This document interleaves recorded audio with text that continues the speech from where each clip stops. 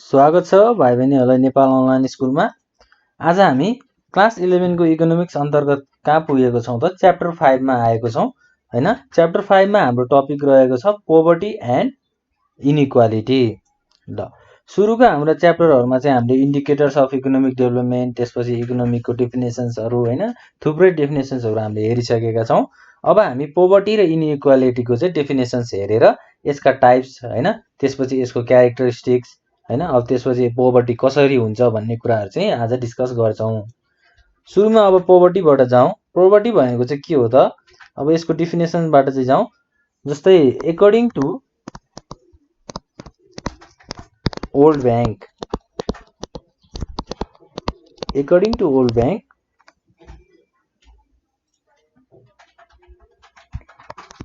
Old बैंकले चाहिँ के भनेको छ भन्दा poverty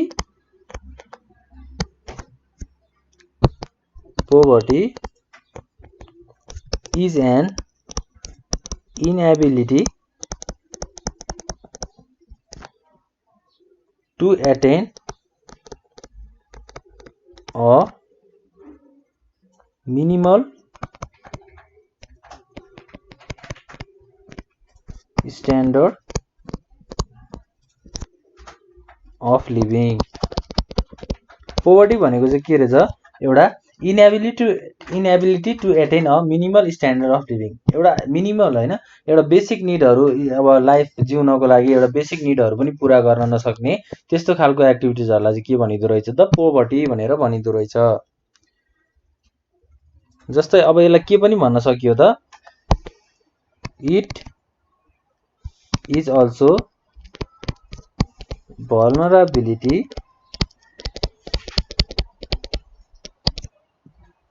and lack of voice, power and representation। पोभर्टीलाई चाहिँ कसरी पनि डिस्क्राइब गर्न सकिदो रहेछ त? It is also vulnerability and lack of voice, power and representation हैन। अब आवाजहरु भएन, पावर, आफूसँग पावर, राइट, अथोरिटीहरु भएन, त्यसपछि आफूलाई रिप्रेजेन्ट गर्न सकिएन, आफूले आफूलाई चिनाउन सकिन भने त्यस्तो खालको प्रोसेसलाई पनि हामीले के भन्दा रहेछौं त? पोभर्टी भनेर भन्दो रहेछौं। पोभर्टीलाई नेपाली मिनिङ अन्तर्गत चाहिँ के भन्न सकिन्छ त? गरिबी हैन। नेपालमा चाहिँ यसलाई के भनिन्छ त? गरिबी भनेर भनिन्छ। अब पोभर्टीका पनि टाइप्सहरु छन् छुट्टै छुट्टै हैन। यसका टाइप्सहरु चाहिँ अब दुईटा छन्। टाइप्सको कुराहरु पनि गरौँ। जस्तै टाइप्स अफ पोभर्टी। पोभर्टीका टाइप्सहरु चाहिँ के छ त? एउटा सुरुमा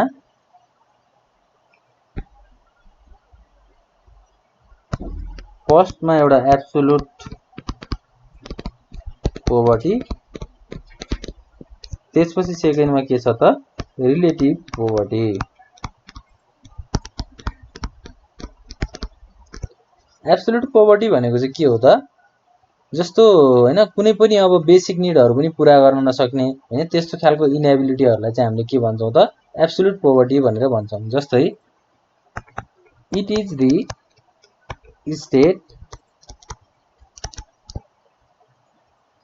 in which people are incapable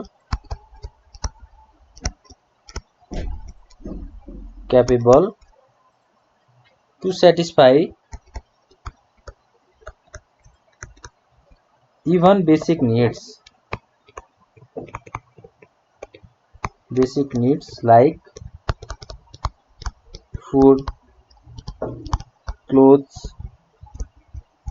हैन। बेसिक निड पूरा पनि गर्न नसक्ने हाम्रो इन्क्यापेबिलिटी भएको पर्सन्स, व्यक्तिहरुलाई चाहिँ के भनिदो रहेछ त? एब्सोल्युट पोभर्टीको रूपमा लिइदो रहेछ। एब्सोल्युट पोभर्टी भनेको एब्सोल्युट गरिबीको रूपमा चाहिँ लिइदो रहेछ, जसले चाहिँ बेसिक निडहरु पनि पूरा गर्न सक्दैनन्।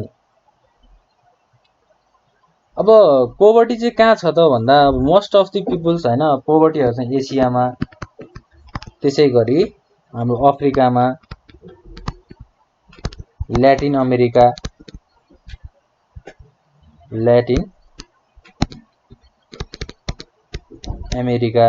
यस्तो ठाउँहरुमा चाहिँ के रहेछ त पोभर्टी चाहिँ धेरै रहेछ, गरिबी धेरै रहेछ भनेर भनेको छ हैन।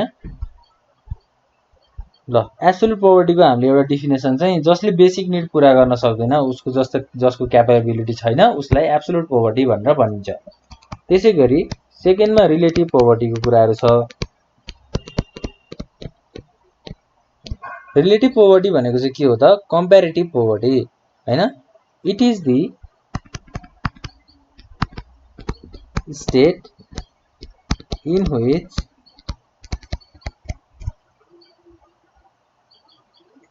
the minimum basic needs are fulfilled but has very low income। Relative poverty भनेको चाहिँ कस्तो खालको स्टेट हो त भन्दा जसले चाहिँ बेसिक निडहरु चाहिँ पूरा गर्छन् हैन, तर उनीहरुको इन्कम चाहिँ एकदमै लो हुन्छ हैन, आम्दानीहरु चाहिँ एकदमै थोरै हुन्छ, तर बेसिक निडहरु चाहिँ उनीहरुले पूरा गरिरहेको हुन्छ। बेसिक निडमा के कुराहरु आउँथ्यो त? फुड्सको कुराहरु आउँथ्यो, क्लोथ्सको कुराहरु आउँथ्यो हैन। यस्तो कुराहरु चाहिँ उनीहरुले आफ्नो बेसिक लाइफ जिउनको लागि चाहिँ पूरा गर्छन्, तर अब इन्कम चाहिँ उनीहरुको आम्दानी चाहिँ एकदमै थोरै हुन्छ। जस्तै अब लेबरको कुरा गरौँ हैन, बाटोमा जस्तै हामी देख्छौं नि, जस्तै भरिया दाइ भन्छौं नि हैन। भरिया दाइको के हुन्छ त? उहाँको आम्दानीहरु चाहिँ थोरै हुन्छ, तर उनीहरुले के गरिरहेको हुन्छन् त? आफ्नो बेसिक निडहरु चाहिँ पूरा गरिरहेको हुन्छन् हैन।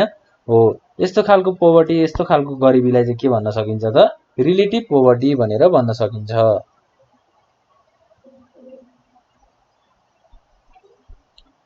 ल दुईटा टाइप्स हैन, हाम्रो टु टाइप्स अफ पोभर्टीको कुराहरु पनि सकियो। त्यसपछि अब हामी जान्छौं क्यारेक्टरिस्टिक्स अफ पोभर्टी। पोभर्टीका क्यारेक्टरिस्टिक्सहरु चाहिँ के छन् त हैन। जस्तै फर्स्टमा छ लो इन्कम लेभल हैन, आम्दानीको लेभल चाहिँ एकदम कम हैन, तल्लो वर्गको आम्दानी हुने, यो चाहिँ एउटा पोभर्टीको क्यारेक्टरिस्टिक्स भयो। त्यसपछि बी मा छ lack of social facilities. Social फ्यासिलिटिजहरु कम हुने अथवा ल्याक हुने, यो चाहिँ एउटा के हो त? पोभर्टी, गरिबीको चाहिँ क्यारेक्टरिस्टिक्स हो। जस्तै सोशल फ्यासिलिटिजहरुमा के आउँछ त हाम्रो? जस्तै अब हामीले एक ठाउँबाट अर्को ठाउँ जानुपर्छ, ट्रान्सपोर्टेसन हैन, त्यसपछि हाम्रो घर छिमेकसँगको रिलेसन हैन, यस्तो खालको कुराहरु ल्याक हुने कुराहरु पनि हाम्रो पोभर्टी भित्र चाहिँ आउँदो रहेछ। थर्डमा छ पुअर कन्डिसन अफ हाउस हैन, हाउसको एकदमै नराम्रो अवस्था अथवा पुअर कन्डिसन। जस्तै अब एउटा गरिब मान्छे कस्तो घरमा बसेको हुन्छ त? एउटा छाप्रो जस्तो हैन, सानो एउटा उसको जस्ताको घर हुन्छ हैन, त्यो जस्ताको घरभित्र उ बस्छ भने अब हाउस कन्डिसनले गर्दा पनि पोभर्टीको कुराहरु चाहिँ उत्पत्ति हुँदो रहेछ भनेर बुझ्नु पर्यो हामीले हैन। त्यसपछि डी नम्बरमा के छ त? Large size of family.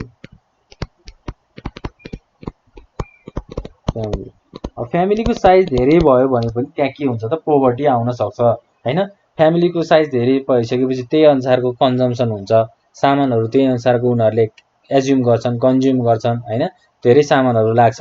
जस्तै अब 4 जनाको फ्यामिली छ भने त्यहाँ धेरै सामान लाग्दैन, तर अब फ्यामिलीको साइज लार्ज छ, जस्तै 15-20 जना चाहिँ एउटा फ्यामिलीमा बसिरहेको छन् भने त्यहाँ त अब खानेकुराहरु पनि चाहियो, त्यो लाउने लुगाहरु पनि धेरै चाहियो हैन। त्यो जसले गर्दा चाहिँ के हुन सक्छ त? गरिबीको कुराहरु चाहिँ त्यहाँ आउन सक्छ। त्यसैगरी ई नम्बरमा के छ त अर्को?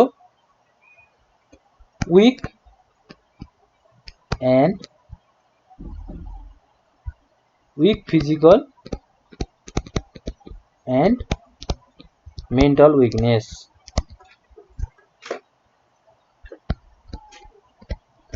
अब मेन्टल विकनेस भयो हैन, अब मानसिक गतिविधिहरु चाहिँ कम भयो, त्यसपछि फिजिकल एक्टिभिटिजहरु कम भयो भने पोभर्टी आउँछ, गरिबी हुन्छ। किनभने फिजिकल एक्टिभिटिजहरु गर्न सकेनन् भने के हुन्छ त? काम गर्न सक्दैनन्, काम नगर्न सकेपछि त त्यहाँ आम्दानी हुँदैन, आम्दानी नभइसकेपछि के हुन्छ त? पोभर्टी हुन्छ, गरिबी आउन सक्छ।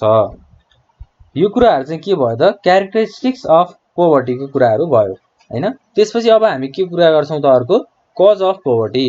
पोभर्टी कसरी हुन्छ त गरिबी कसरी आउँछ त भन्ने कुराहरु हेरौं। कजेस अफ पोभर्टी हैन गरिबी चाहिँ कसरी आउन सक्छ त जस्तै एउटा छ हाई पपुलेसन ग्रोथ रेट।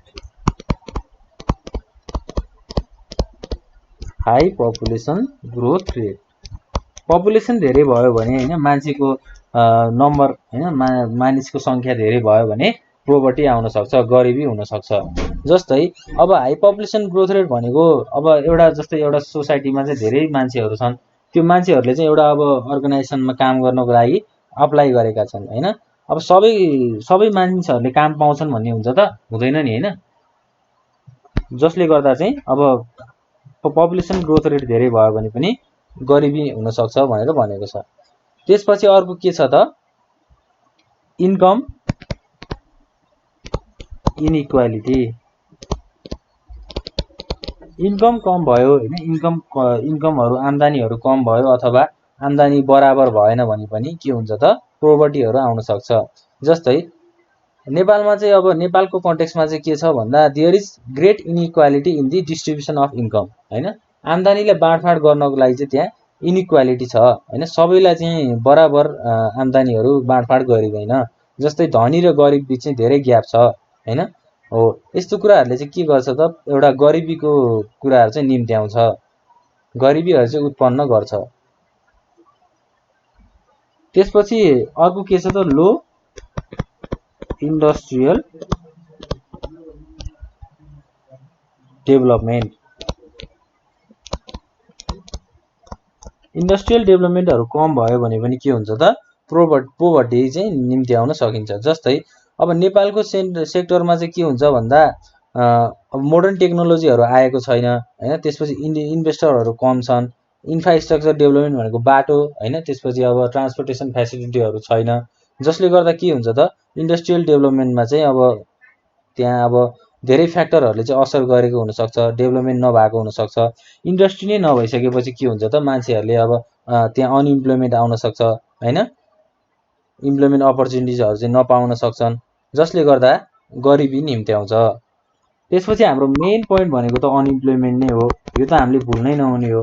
बेरोजगारी भइसकेपछि गरिबी निम्त्याउँछ भन्ने कुराहरु त हामीले अघिल्ला क्लासहरुमा पनि गरिसकेका छौं हैन। अब हामीले जेनरली बुझ्दाखेरि पनि हेर्नु न अब काम गर्न पाइएन भने आम्दानी हुन्छ त इन्कम हामीले पैसा कमाउन सक्छौं त सक्दैनौ नि। पैसा नकमाइसकेपछि त हामी गरिबी नै हुने हो हैन। पैसा कमाइयो भने न हामी धनी हुने हो। त्यसपछि हामीले आफ्नो बेसिक निड्सहरु पूरा गर्न सक्छौं हैन। आफूले भने अनुसारको खाना पाउँछौं लाउन पाउँछौं। यो कुराहरु चाहिँ हाम्रो कजेस अफ पोभर्टीमा आउँछ। गरिबीको कजहरु चाहिँ यस्ता छन्। ल अब यसैगरी हामी अर्को क्लासमा चाहिँ के पढ्छौं भन्दा नेपालको हैन नेपालमा गरिबीको अवस्थाहरु के कस्ता छन् भनेर हामी डिस्कस गर्छौं। त्यसपछि इनइक्वालिटीको कन्सेप्टहरु हामी डिस्कस गर्छौं। आजको लागि चाहिँ हामी यति नै गर्छौं। अब हामीले के एकचोटी डिस्कस गर्यौं फेरि हेर्यौं। पोभर्टी र इनइक्वालिटीको कुराहरुमा हामीले सुरुमा पोभर्टीको कुरा गर्यौं। त्यसपछि पोभर्टीका टाइप्सहरु हैन। त्यसपछि पोभर्टी कहाँ हुन्छ त एसिया अफ्रिका ल्याटिन अमेरिका जस्तो ठाउँमा चाहिँ पोभर्टीहरु धेरै हुन्छ भनेर भन्यौं। र क्यारेक्टरिस्टिक्स र कज गरिबी कसरी निम्त्याइन्छ गरिबी कसरी उत्पन्न हुन्छ भनेर हेरेका छौं। अब हामी अर्को क्लासमा हाम्रो अर्को टपिक डिस्कस गर्ने छौं। यति भन्दै आजको क्लास यही एन्ड हुन्छ। Thank you.